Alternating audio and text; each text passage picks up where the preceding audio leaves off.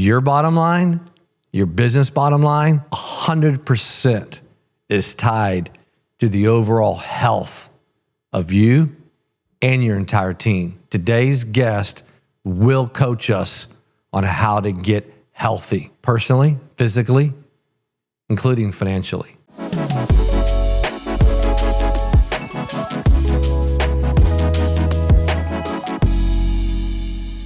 Welcome to Decision Points. I'm Doug Hudson. I'm Scott Wood. And Spencer Nix is our guest, health coach. Yeah. I'm fired up today because Scott said to me several months ago, Spencer, as long as you have a gym, Scott will work out at your gym. And I know few people who take health and physical fitness and life fitness more disciplined than Scott.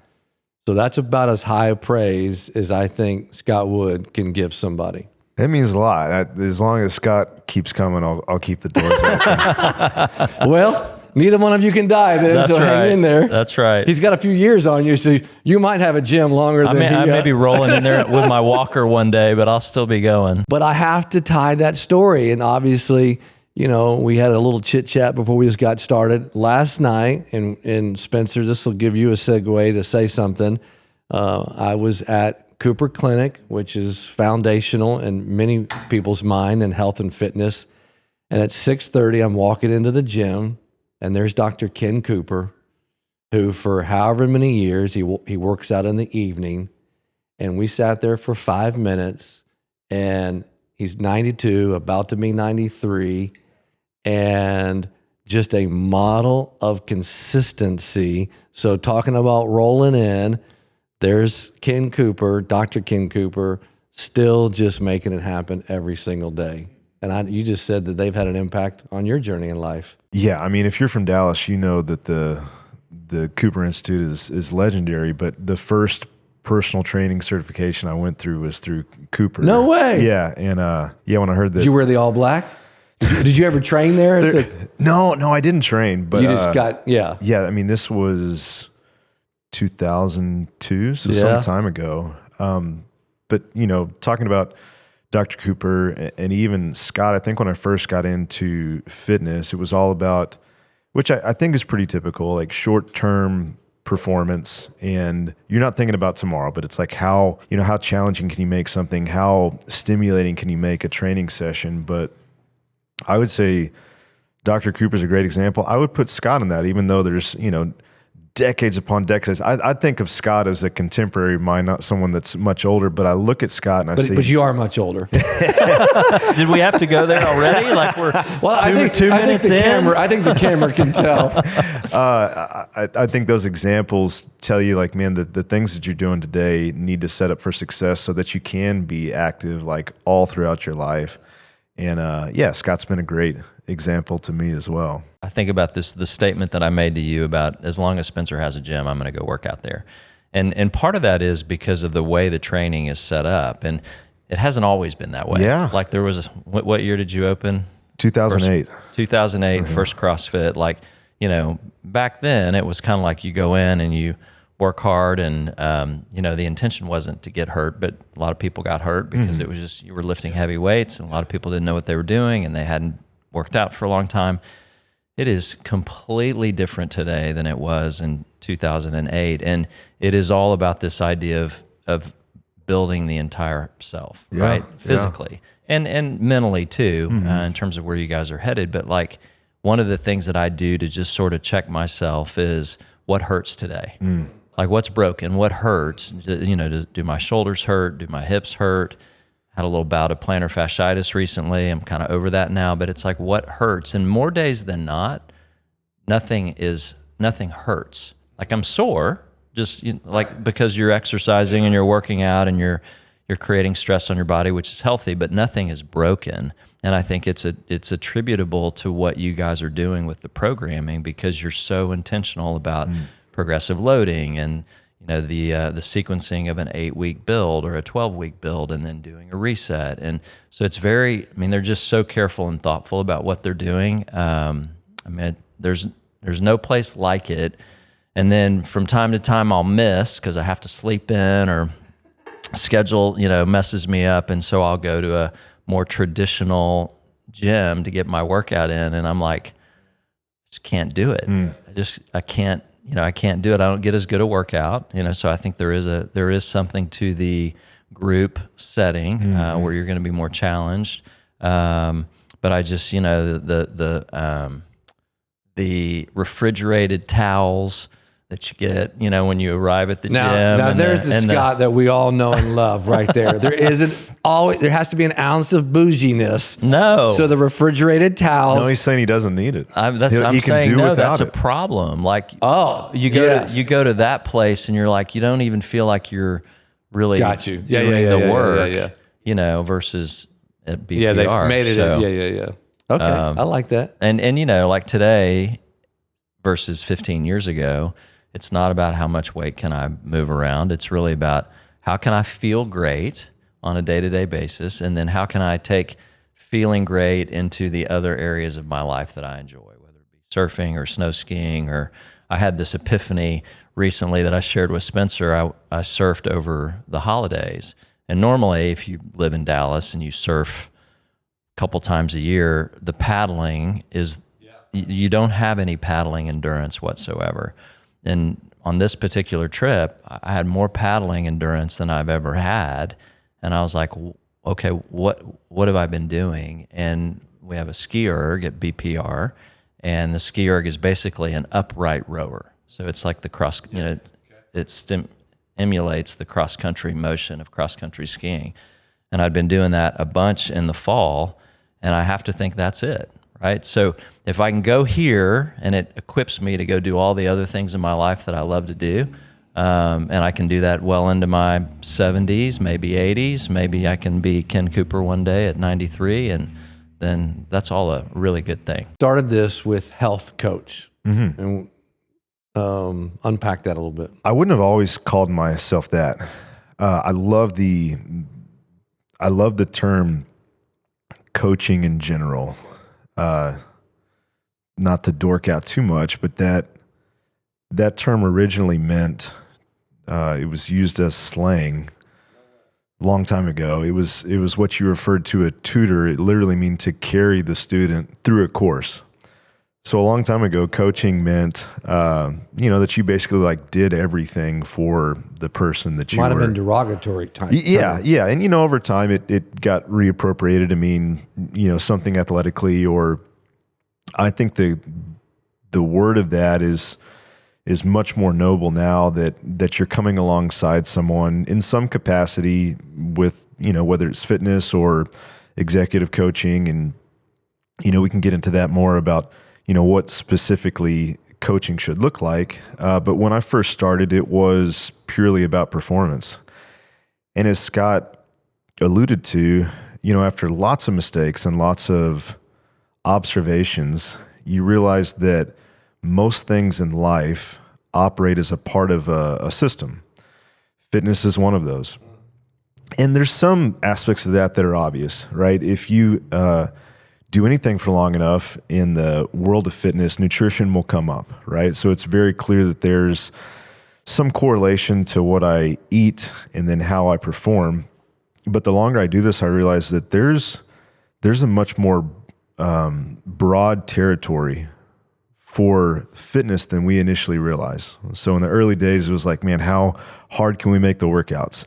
So in other words, it was what's the maximum dose that we can give somebody? And the longer that I do this, the more I appreciate that fitness is a part. And if it's a machine, it's probably a really big cog. I'm a little biased towards that. Yep. But there are things like sleep that Scott mentioned that at this point in time, I would rather Scott sleep in than come do a hard workout if that's the thing that's in limited supply. Which I did this morning, by the way. Yeah, proud of you.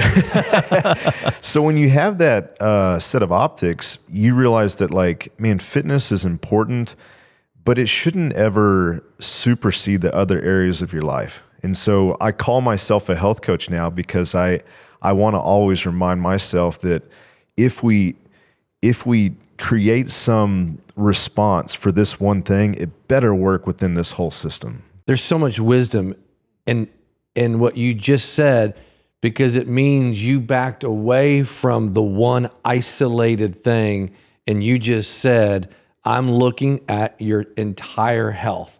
And I would imagine you mean physical, mental, spiritual, everything. But what a great phrase.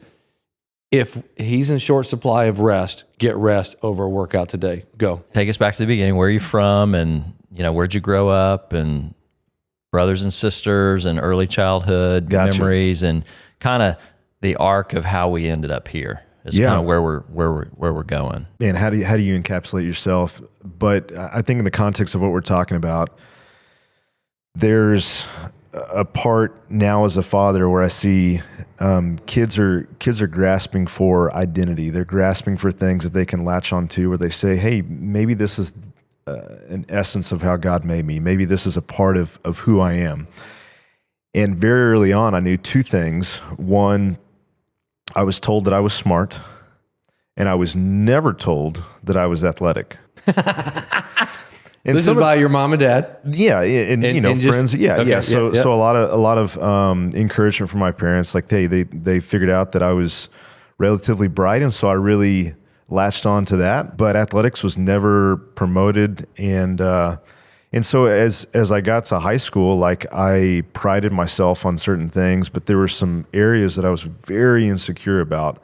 One of which being anything that was athletic. I played some tennis, but I had some really bad allergies and asthma growing up. And so like things like, anything that involved running was just not very logical for me. Interesting. As I applied to colleges, I was like, I'll do this based on, my academics. And I applied to two schools. I applied to the Naval Academy because I had some family that was in the military and they had gone there. And I applied to Stanford. And Stanford, I didn't get accepted. But to the Naval Academy, I got what's called a congressional appointment, which is hard to do if you're not familiar with the military academies. Yeah, I'd like to, both of your places you applied. Pretty audacious. Yeah. Super audacious. You don't know what you don't know at 17. Not like North Texas or Texas State. No offense. Shooting for the stars. Where are you from? Are you from Dallas? I'm from Terrell originally. No way. Mm-hmm. Yeah. You've been to Lee Silver Fox? Is it still there? Oh, yeah. I don't know if it's still there. But I'm from Fort Lauderdale, Florida. I moved to Dallas in 1988. Was the first place I went kicker dancing.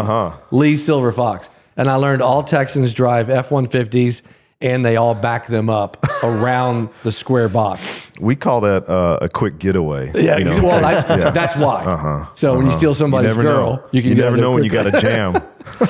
So you're from Terrell. From Terrell. Yeah. I got accepted, had great test scores, was good academically, but for the service academies, you have to take a physical. There's a physical aptitude test. And it was the first time I had ever attempted to run a mile. No way. And I remember being out at the track at SMU, and it was a rainy day, and my dad was out there with me. And I knew that when I finished that I was not going to the Naval Academy, which had been my dream. Stanford was kind of a pipe dream, but I really, really put a lot of effort into this. And so as a backup, you can enroll in another ROTC program and almost have like a backdoor entrance to the service academies. So because of my grades, I was automatically accepted to A&M. And I was like, I'll just join the Corps. And being wildly unprepared for what I was going into, it was a rough first year. That first year, you get up every morning and you do a formation run. And I couldn't keep up. I fell out every single time. And so they put me in this remedial PT group. Was basically, and I'll just call a spade, it was a bunch of really overweight people and me. And you. And so I share all this with you because at that point it was like, man, I've got to do something about this. I've prided myself on certain things, and this isn't going to to alleviate this pain that I was feeling. Yeah. I'm failing over here. Yeah. In effect. Yeah. And are you getting into, are you feeling shame, and is that tapping in major league into your insecurity? How are you fighting all that emotionally, or what's going on emotionally in that? It was a rough time. I remember having a shaved head with this stinky uniform on. It had just rained, and I got braces. I'm a freshman in college. And I remember wiping, the rain off in the bathroom and just looking at myself and be like, man, remember this time. This I really can only go one direction. So it was at that point, I was like, I've got to figure this out. And fortunately, and I'm so thankful for this, strength conditioning, fitness, it's very formulaic. Now, like we said, there's a much broader system, and there's some nuance and there's some complexity. But if you reduce it down to you can't run and you need to be able to run, fortunately, it's very basic arithmetic. You start with where you're at and you progress. And when I realized that this was a problem to be solved, I got excited because I like solving problems. And so at first, this was a huge insecurity. And yeah, to answer your question, Doug, like every morning, it was just like shame, shame, shame. But this insecurity became something that I did progress in. A little fact that I think is important is I was also a very late bloomer. And so as I was going through this experience as a freshman in college, I was also still growing. I was still developing. And so I'm very thankful that happened, that I figured some things out. And then this thing that was an insecurity turned into a very, very interesting subject and problem to solve. And then, over time, it became something that I was like really passionate about. And I remember where I was like, this thing of fitness, I will be interested in this for the rest of my life. And, Where were you? I was in Sugar Land, Texas. Mm-hmm. And my first job, so to speak, out of college was working at a sport performance place called Plex. And I just remember I remember digging into Soviet Union handbooks that had been translated that were showing like these linear progressions for strength training, and just being like enraptured with this knowledge and thinking, oh, I'm ruined. Like I'm gonna be looking at this for the rest of my life. Mm-hmm. So there's a lot of holes there, but coming from that place, I think it's important always to communicate that a lot of people in fitness, you can assume like, oh, well, this has just been something that was gifted to you from the gods. And it's like, well, no, it's actually the exact opposite. Yeah. Well, and I want to, because I'll forget it, and Scott, maybe you commented on it as well as far as leaders go. I heard two profound things you said there, Spencer, was problem to be solved and start where you are and progress from there. I just think, speak to those things. Have this weird conundrum. We have access to our own brains. We have access to our own thoughts. But yet when we see other people, you only have access to their actions and the outward manifestation of who they are. I think it's very easy for us to think that everyone has it figured out, but that we don't. And in reality, everybody, I like to say everybody gets the smoke. Everybody has a problem to solve. Now, what my problem to solve is now different than it was at 18, but I don't get to go through this human experience getting or arriving at this point where it's easy street. There's always something that's in limited supply. And that can sound, at least at first, pessimistic, but I think it's just realistic. Yes. And I have this conversation all the time with our young coaches and with members, and it's, I think it's a part of the depravity of man that we arrive at this place where we think like, man, if I can just get there, paradise is on the other side. And if we can just set ourselves up for a lifetime of growth, a lifetime of development, a lifetime of solving problems, I think we can be on this really exciting and adventurous journey of always having our eyes on a landscape view of like, okay, what's next? Like, what does God have for me? Okay, I did a little bit better here. I got to be a little bit better runner. Oh, there's this next thing. And instead of it being pessimistic, I think it can be a really exciting, exciting like game to play with yourself. Adventure. Yeah. One of the things I love about Spencer's story is he found fitness later, right? And you found this passion for fitness and health, and obviously today it's your vocation as well as it's a personal interest. But like inside that, you have figured out, probably like a lot of people have not figured it out, that fitness and health unlocks human potential, right? And it has the ability to create this unlocking mechanism. When you feel great about yourself and you feel like you're showing up as your best self, your ability and your potential to go do great things is enhanced. If you don't feel great about yourself when you wake up in the morning, like it's going to be hard to perform at the highest level. And so having fitness as sort of this foundational thing is, I think, so powerful. And for me in my life, and maybe it's why we relate so well, is, we've talked about this before, but I was a chubby little kid. In fact, I ran into an old friend from high school recently, and he is married to a girl that I went to elementary and middle school and high school with. And he said, yeah, she always remembered you as this chubby little kid. And they're kind of like, and look at you now, And I said, well, I was a chubby little kid. And part of the reason I started exercising was because I was, effectively bullied and made fun of. And I was like, well, we're not doing that anymore. Yeah, that didn't feel good. But so the motivation early on was not necessarily for the right reasons. But what I found was now like this foundational thing that's in my life that it'll be in my life until I'm not here, because it adds to life. And like with my children, I'm trying to emphasize with them without overdoing it the importance of exercise and being healthy, and then how that translates to mental health, even, and showing up as your best self. So I love the arc of your story, which is why I wanted you to spend a minute there. Thank you. Yeah, and I say like I fell in love with fitness.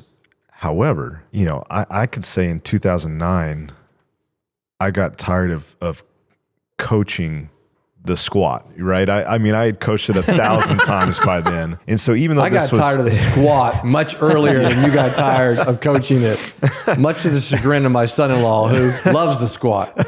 I think for anybody that's in fitness, they get into it because it is a passion. They're more or less a gym rat. And I think that we all have that in common. Yeah. But at some point you do have to make that transition that Scott said, where it's not really about the exercise.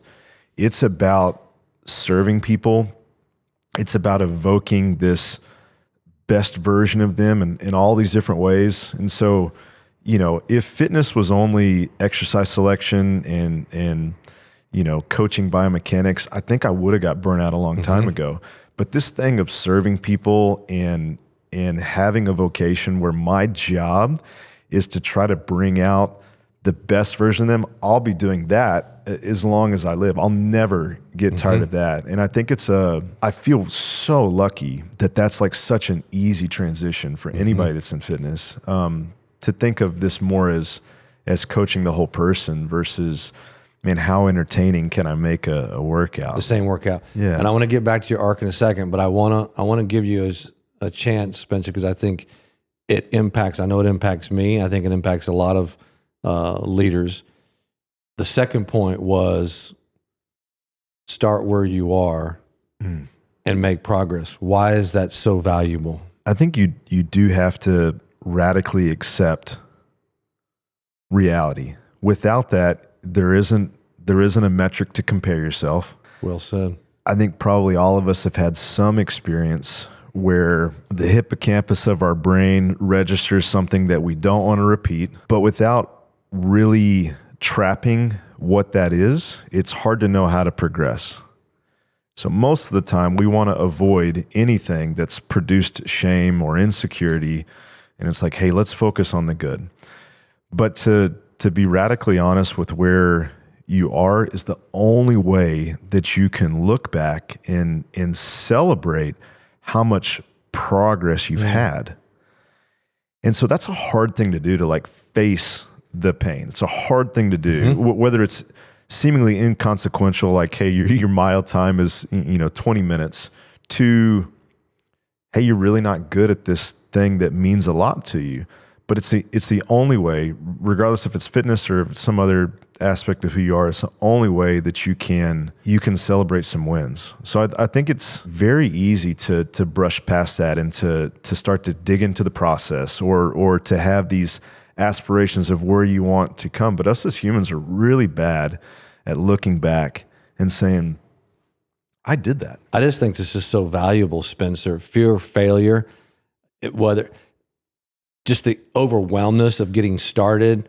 I'm out of shape. I'm overweight. I have a smoke. I have an addiction. Whatever.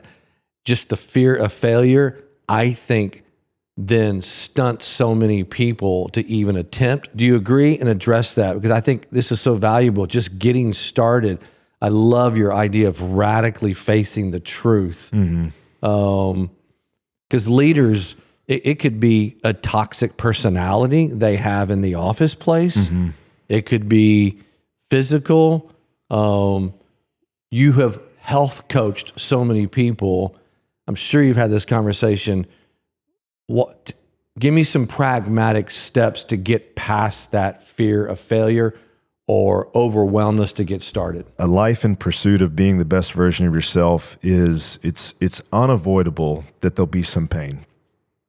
I have a daughter who's 10 years old, and she came to me one morning, and this was early in the morning. She was like, hey, I'm thinking about what it is like to be an adult. What are some things that I should really think are important? And it's like, man, that's a hard question to answer. Holy cow! At 6 a.m. Did you give her a pen and start writing books right now? Well, at first, I think I answered it like anybody was, like, oh, well, you want to be happy, and you want to find something fulfilling. And then the more I thought about it, I realized that I don't actually want my daughter to pursue happiness. And I know that sounds weird, but to have a purpose means that at some point you will have to face something and do something that is unpleasant. And so we, at the level of a 10-year-old, we just talked about, like, man, if you really know why something's important, then you will lean into some things that are uncomfortable. And if that's true, and I believe that it is, then pain's unavoidable. But you have a choice. You can face something and it can be really acute and potentially more intense, or you can face that story for the next 30 years of your life that plays in the back of your head. So you don't get to avoid this. You just get to pick, is it now, or is it going to be this like little drip for the rest of your life? And then I think there's some misconceptions around failure, fear. When you think about it, everybody has what's called imposter syndrome. But that seems like the most normal thing in the entire world, that you would feel inadequate when you don't know what you're doing. For me, I struggled with that for a long, long time. This fear of looking like a fool, of not knowing what I'm doing. And for a long time, coaching to me was this pursuit of becoming an expert. Because I thought if I had expert knowledge, then I could avoid this thing. But today, whenever I feel like I don't know what I'm doing, I tell myself that I'm on the right path. I tell myself, oh man, it means you're exactly where you're at the threshold of your capacity, because if I felt like I knew everything, how would that be challenging? How would that be the pursuit of, like we talked about, this more dynamic version of who you are? So I've tried to flip that and be like, oh, great. There's that feeling again. I don't know what I'm doing. That's exactly where I should be. That's a huge mind shift. Yeah. Embracing that, I don't know what I'm doing. This is exciting. The narrative that plays in our heads that will kill any progress is to say, I have to be an expert, or to say, I'm the only one that feels this way. Or I have to have all the answers. Yeah. Or, before I start something, I need to have. And now as a coach, I want to show up. Sure, I have 20 years of technical knowledge about some specific topics. Like the squat. But as I'm sitting with a client, I want three things to happen. I want to make sure I ask the best questions I possibly can. I want to pull out the wisdom. I want to help that person access the wisdom that I believe they already have. If I were to sit with you, Doug, and I asked you the right questions, I know that you know what you need. And then lastly, my job is based on the experience I have to try to have a very practical and simple path forward that I can hold you accountable with. And that's way different than being an expert. That's way different than standing on a pulpit and be like, hey, you really should, eat meat and veggies. And it's more like, hey, you know what to do. Do you really want to do it? And let's be in cahoots on this path forward. That's way more exciting than being an expert. Or, I think oftentimes coaching can be construed as like a cheerleader, where it's like, hey, let me be more excited about your life than you are. And I only know these things from doing it wrong for so long. Well, I got to ask, what are some of the questions that you would ask? If I don't know you from Adam, I got to get a good understanding of as many different facets of your life. Thought about this a lot. And I think there's 6 areas that I would want to have a very surface level understanding of who you are. There's some performance stuff, and those questions are actual data that we'll collect. And some of that is looking at like, man, in the context of just performance, what is the thing that would be in limited supply? As soon as I ask a question and you have an adequate answer, we're moving on. Because instead of thinking like, man, how deep can I go in this one area? I've got to look at the broad landscape. Yeah. So there's some things from a performance standpoint that we want to understand, like range of motion. Hey, how can you stabilize your body? Do you have the ability to exchange gas in a way that we would say is healthy? And if there's any red flags, like, hey, we'll make a note of that. But outside of performance, I want to look at your psychology. And that specifically is, how do you regulate emotions? What do you say when you talk to yourself? And then what is your purpose? Like, what's your self-awareness? Like, why are we even here? Like, what are some reasons that you have for being here? And if I ask that question and they're like, yeah, that's a good question, then I know like, hey, that's an area that we can investigate and try to figure that out. Potentially in short supply. I love your phraseology there, Spencer. It's so quantitative in the sense that, I could be in short supply of purpose. It's disarming. I don't know how long you've used that, but I love that phraseology. I just think it's really, so many people, it disarms it. I'm in short. We obviously do a lot with business owners thinking about a potential exit. Many of them, we can name you 50, 100 stories right now. They were in short supply of purpose outside of the firm that they built. And so I love that. Well, I'm glad you brought that up, because if we're testing your VO2 max, that is quantifiable. But these other areas, they feel subjective. That's the whole reason that in psychology we created a Likert scale. Hey, on a scale of 1 to 10, that exists because it's a subjective thing that we're talking about in the first place.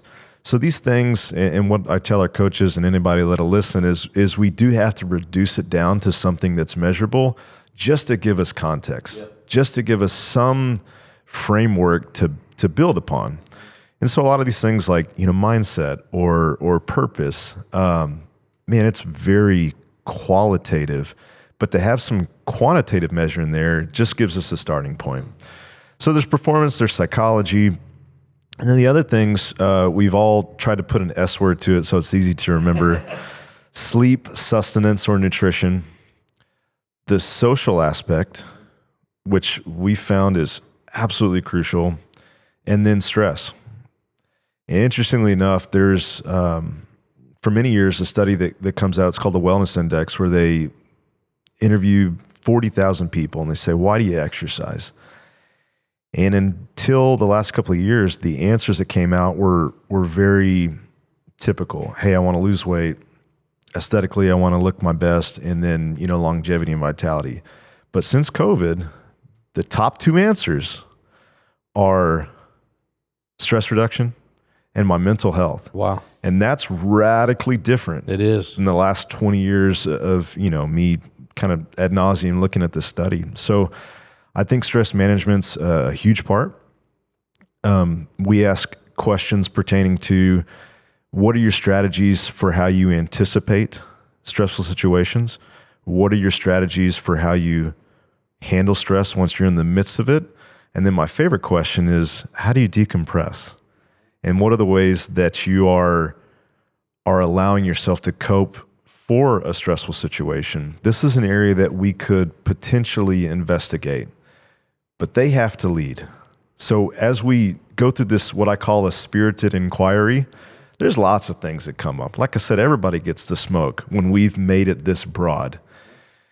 But I don't want to go any deeper than that person's willing to go. And I think that's the hardest part of coaching, right? Even with your kids, right? We want them to be active. We want them to have a love for this stuff. But all I can do is ask good questions, model what I think is good behavior, and then just be along for the ride when they say, "Hey, Dad, I'm ready to do this." Be like, "Okay, cool, let's go for it." Most people aren't opting in to this type of coaching unless they've been through some tough times. If life is all sunshine and roses and something like this comes up and they haven't recognized that this is real, I can't go there with them. I can't go any deeper than they want to go. Which is, I think, that, like I said earlier, like one of the challenges of wanting desperately to serve people.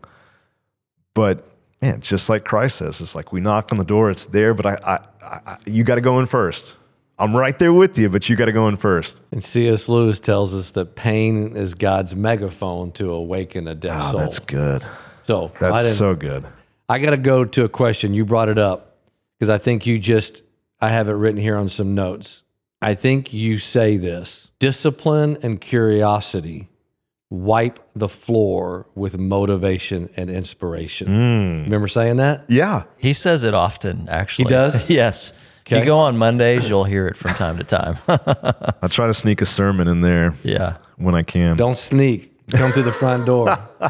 I think that we are told that, and those other things are important, but you have to set behaviors and patterns before life becomes this complex and unexpected thing. Discipline in my mind is saying like, hey, this is the thing that I'm going to pursue, and these are the ways that I'm going to do it, and this is the schedule. I think the curiosity part is just, I love learning. And so figuring out, man, how can I constantly be repositioning myself in this thing? So, okay, I learned about this. Okay, now I'll pivot and I'll go this direction. And I think compared to those other two things, it's a system that's more reliable than waiting for inspiration or waiting for yourself to be motivated. Motivation's important. I think those two things are vital, and I can look back in my own life and appreciate the times that I was inspired and I was really motivated because of something specific, but oftentimes those are fleeting, and I think these things you can hang your hat on for the rest of your life. Yeah. You said it. I'm glad you said it, but fleeting is the word, right, that I would use, Yeah. and motivation can be fleeting. Inspiration can be fleeting. Like for a time, like it can get you up in the morning, get you going, but it's that deeper purpose with the long view of, why I do the things that I do. And then purpose feeds discipline, because there's certain activities that are going to align with purpose, right? If my purpose is whatever to be healthy for a lifetime. If that's part of my purpose, then there's going to be disciplines that go along with that. And that's independent of how I feel on a given day, how inspired I am, how motivated I am. It's this foundational thing. And so that's the way I interpret that. That's well said, Scott. Purpose produces discipline. It goes back also to what you were saying earlier about the sort of the 6 areas that you sort of delve into. I think if someone shows up and they just want to look better, I mean, there's nothing wrong with that. Absolutely not. They want to be healthier, more physically fit. There's nothing wrong with that, but that can lose its motivation over time. Well, okay, so all of a sudden now you look better. Now what? Yep.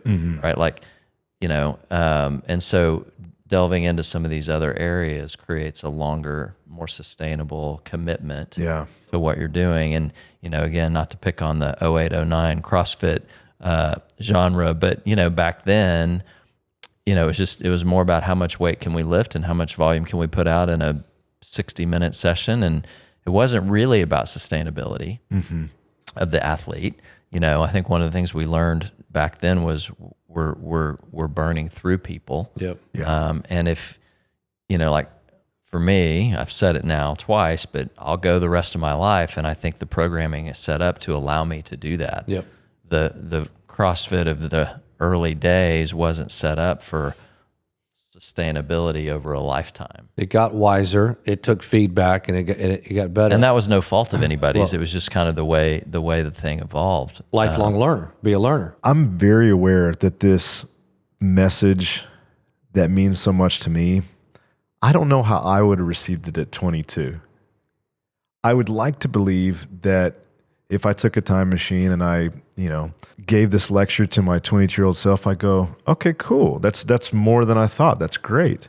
But I love and appreciate those that are just starting the journey where, like you said, like, hey, it's this one thing. It's performance. Or, man, I don't feel great about myself, and now I want to feel better about myself. And so how can I just solely focus on losing weight and having a healthier body composition? I think that all of that is along this same trajectory. And so I'm very empathetic. I'm very patient to realize, like, man, I needed to figure this stuff out for me so that I had a framework that made sense so I could step in and I could help people. But once again, I think that, like, I don't regret anything that happened. I don't regret 08, 09. I don't regret any of these experiences because I needed that. It was necessary for me. And I wish that I was better at understanding things theoretically without experiencing them first. But I'm very much needing to, like, get my hands dirty and try something and unfortunately figure things out like the hard way. I think that's more common. I think you would probably agree. And if not, that's fine too. Most of us have to, we name this podcast decision points. We got to have some of those decision points. And most of those are typically touching a hot stove. But as you have said a couple of times, now we got to realize I may have to touch that stove again to some degree because not everything was bad. It was just painful. So I want to pause there for a second. I want to, you finish A&M. I want to know about, you're married, you have children. Talk to us about your family. That's the best thing I got going for me. You're right. And that's a wise person. The best parts of my story is if I had have gone to the Naval Academy, I would not have met my wife. The luckiest thing that happened to me was meeting Kelly. And that was through friends that I was in the Corps with. Yep. So after I graduated, I met Kelly, and we have 3 wonderful girls. I was with my father-in-law last night, who I consider my adult father. And, someone was asking me, like, how did you make great choices? And I look back and I think, like, most of the great things that happened to me were because I was in the right place at the right time. Yeah, I've worked hard, but it's like, man, everything that I think is good, I don't know if I get credit for. I think God was good to me. And so I think a big shift was becoming a father. If I just have to explain this stuff to myself, it makes sense. But like I was saying earlier, when I got to explain it to a 10-year-old, You got to pass it on. yeah. And you know, Do like, you know it or not know it? yeah. And those little girls, they're not very impressed with their dad in a way that like my words don't mean as much as like what I'm showing them. You heard the low points of the story, but the truth is athletically, like I did figure some things out and I did get in better shape. And through CrossFit in the early years, there was an open tryout for the U.S. bobsled team. And this was my first year of marriage to Kel. And she's used to me going and being like, hey, I'm going to go run a half marathon. It's like, we haven't trained for it. It's like, I'll be fine. And so the first year, I was like, similar conversations that I know I have with Carrie. So similar. Our first anniversary was like, hey, let's go to Park City. Oh yeah, while we're up there, I'll do like this little tryout. Anyways, in CrossFit, you find that there's a lot of things you're not very good at. But after enough iterations, you figure out like, hey, you know, there's a handful of things that you are decent at. And all these things on the combine, I was pretty good at. Yeah, squat, power clean, all that. Anyways, I tried out. I made the team. Come on, what year is this? This was after the 2010 Olympics. So I dabbled in it from 2010, 11, 12, and went out for the Olympic trials. Didn't make it. Way more than I bargained for. You know, I was just going to try out and then, move on to the next thing. A year ago, I'm with my kids. I've never talked about this, right? But it's one of the ice storms, and we get a laundry basket out, and we're on the hill, and I put my hands on it and said, hey, you know, Dad used to be one of the best in the country at this.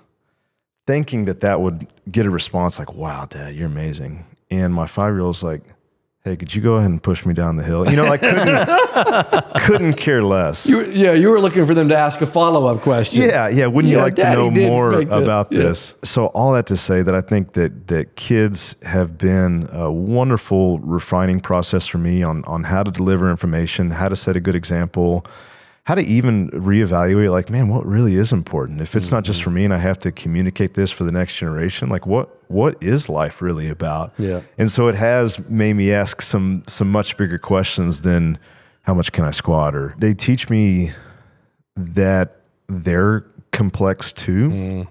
You know, back to when I was a kid, it's like, hey, you're the smart kid. It's like, well, all my kids are smart and they're all knuckleheads at the same time. All of my kids are athletic and all of them have some things that are challenging for them. And so I think to treat them as this complex person that has lots of sides to their personality, and the most interesting thing, and again, like my girls are so much younger than Scott's, but Because you're so much younger. because than Scott. I'm basically a child. Yeah, I mean, it's like I'm so young, Scott's so old, is to start to investigate like what they're going to gravitate towards. And we're just starting to figure that out. You know, What like are the ages currently? 10, 7, and 5. Wow. It's chaos. Beautiful chaos. So good. Where'd you and Kelly meet? We met here in town. What bar? What place? Come on. We met at a house party. Okay. And this was right when I was like deep in fitness. And so my brother and I were there, and the party was a little lame, like no furniture, we were just inside of a Clearly house. a dude's apartment. Yeah, a house. Totally. And we went outside and we started trying to do handstands because, you know, that's what we were into at the time. What else would you do? And Kelly was at the party and she was there with her entourage, and they came outside and they were heckling us because, you know, we weren't great at what we were doing. But you were getting their attention. That's which right. was effective. That's an important part of the story. And my brother and I, we challenged their crew, be like, think you can do it better? And I remember that Kelly had like a fancy shirt on and jeans, and she didn't say anything, but she took her shoes off, she tucked her shirt in, and she popped it to a handstand without moving her hands, which I didn't know you could do. I didn't know that was even possible. And then, no words, she just walked off into the night. And she knew she had you hooked immediately. And it turns out she like lived down the street. So, but it was like, you know, very dramatic and, you know, all of this. And come to find out that Fireworks are going on. Yeah, 100%. like, who is this girl? Come to find out, like, Kelly was a really talented gymnast, and she was coaching gymnastics at the time. So I did the, you know, Facebook stalking, and then I was at another party, and I got a text from her friend through Kelly, and he's like, hey, come over. And I'm from Terrell. But I get this text, and I go from a very seedy part of town to Windsor Avenue in Highland Park. And I go to what I later find is Kelly's parents' house. And I go upstairs, and it's around Christmas time. Kelly's dad is in a tuxedo. And Kelly's mom You ever seen one in person before? has like a mink coat on. And I was like, where? I have a shirt that has hot dogs on it. And it's like, where am I? I've been dropped onto Mars. What's going on? Yeah. And it turns out they were at like their one time a year, like Christmas party. And, they were dressed to the nines, which isn't typical, but I didn't know that at the time. So there was those are my two favorite stories to tell about. Spencer, that's incredible. A scenario, I want to go back to one of the things that you said since COVID, stress and mental health. Mm-hmm. So I want to pitch you a scenario. Someone watches this podcast with you and they meet you in an elevator and they say, Spencer, I'm getting ready to go to the 11th floor and I have one of the most stressful, intense meetings I've ever about to have to go into. And you got 2 minutes. How are you going to pragmatically coach someone to handle stress? If we're in an elevator and I have that finite amount of time, I would say, tell me right quick what you feel like you really have control over, like truly have control over. They'll say that. Okay, great. What are some things that no matter how hard you try, you really don't directly influence the outcome of that? I would want them to answer that. And I would say, as you're in this meeting, I want you to pay attention to the physiological signals from your body. More than likely, you will feel tense. More than likely, your breath will be trapped in your chest. And to alleviate that, I want you to, before you even go in there, give me a few deep breaths. There's a protocol that we could take them through. And then as you're in the meeting, remember what you can control. And as silly as this sounds, man, I want you just to breathe. Just breathe deep. Breath trapped in our chest, it's really hard to make good decisions. Parasympathetic breathing through our diaphragm with an understanding of, we're not omnipotent. We can't read people's minds and we don't have control over everything is a much better strategy to successfully navigate like something that's not physically stressful, but psychologically stressful. You've evolved from Dallas Central to now BPR. What's kind of your vision for the future and kind of where things are headed with what you're trying to do? When we rebranded to behavior and performance research, it was this aspiration. Not claiming that we had all of that figured out, but it was this hope that in the direction that we were going, we could coach more and more of the person, that we would have a more realistic understanding of what their life looks like. And instead of showing up as an expert, show up as a trusted ally for this long-term relationship with the clients that we have. I'm so thankful that we figured some of that stuff out, and I'm very reluctant to say figured out because I'm sure if this is a time capsule and we're watching this 10 years from now, I'll be like, man, Progress. Yeah, that guy didn't know anything. Progress. But it's way better than where we came from. Yep. I think of the gym as this test kitchen. And unbeknownst to Scott and others, like it's some experimentation and it's trying some tools and saying something, seeing how it lands. And so I love that iterative process of experimentation. It's almost like a kitchen. It's almost like having this restaurant. And my job is to not be just good at what we do. I want to completely reinvent what it means to be a coach. And along those lines, I feel called to not just coach our clients, but to coach coaches. And I think for anybody that's in a leadership position, that's a natural evolution, that you would want to go from the ground level to then turning and sharing what you learned with other people that are younger, that are on the same trajectory, and be like, hey, if you do this, I think it'll go well for you. I think these will be some good tools.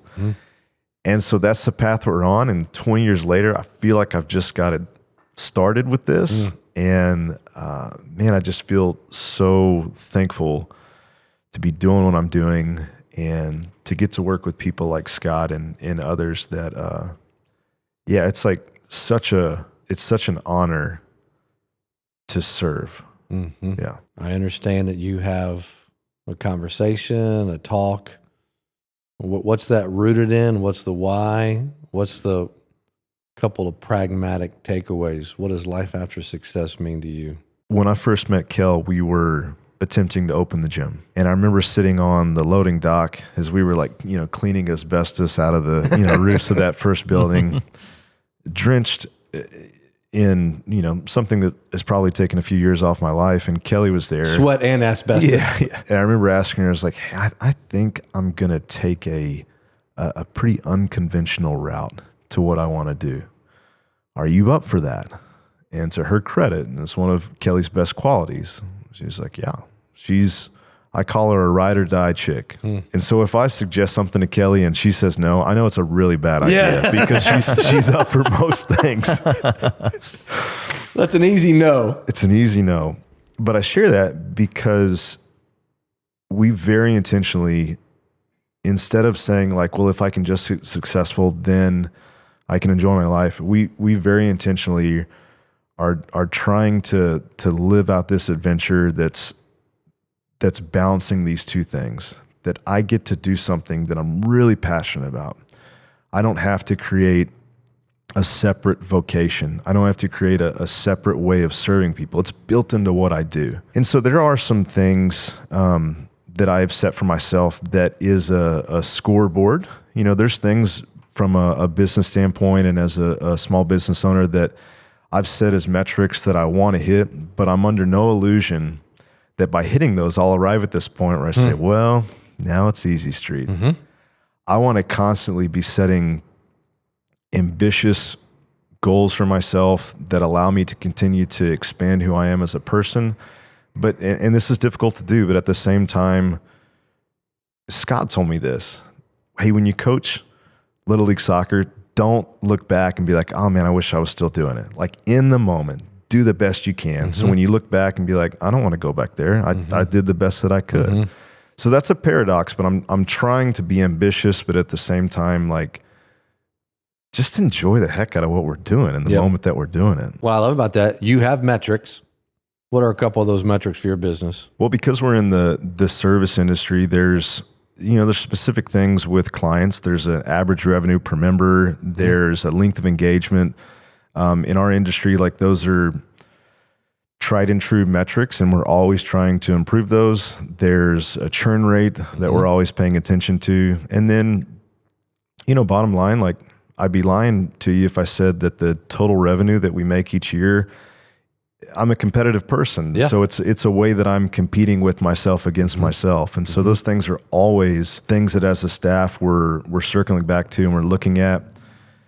I think qualitatively, I love being a boss. I love having a team. I love being able to instill hope. I think that's one of the best things you can do as somebody that's in a leadership position. And I love being able to pour into those guys. And so I think that as they're more successful, so as I look at our coaches' book of business or their individual metrics, as that goes up, it's an indication. It's like, man, we're on the right track. That's good. It's some of the support of the staff that you, just like we said earlier, like you try to quantify, even though it's more qualitative.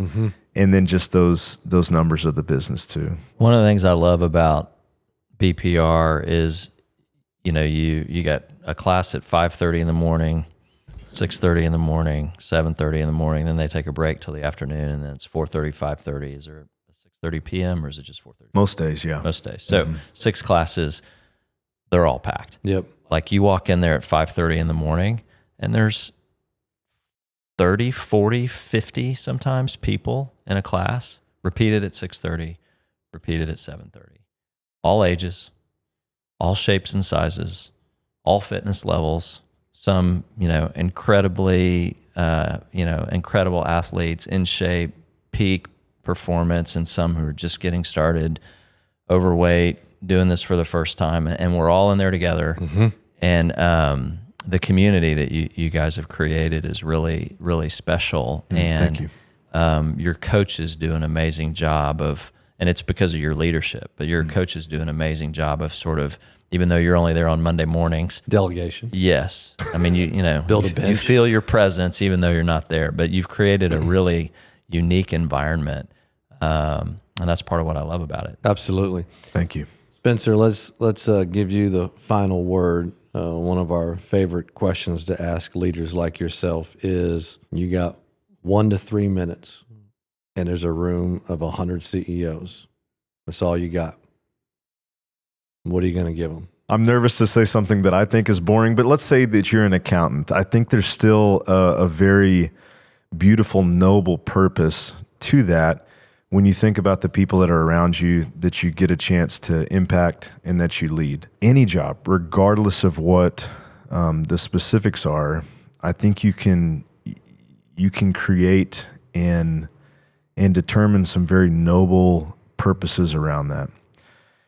And I think once you can do that, then what you get to talk about as a leadership team, where you get to go as far as how you'll coach the younger members of your staff is no different than what I get to do. You want them to show up as your employees the strongest they possibly can be, so they can do the best job that they can. And so even though it feels very niche, these things that we're talking about with those 6 areas, my hope would be that every person in a leadership position can ask great questions, access the wisdom that their employees already have, and then hold them to this very practical and simple trajectory where they, through your business, can be the best version of themselves. And I think that if you do that, it will make them so beholden to you. There will be like this relationship that's not based on just the numbers, even though that's important. You will have figured out that this thing that we're doing through business has the most noble of purposes. And if you can figure that out, I think that instead of waiting until you're successful and waiting till there's an exit strategy, you can taste of that fruit as you're going through it. Thank you for taking time to spend it with us. Spencer, thank you. Thanks for joining Decision Points.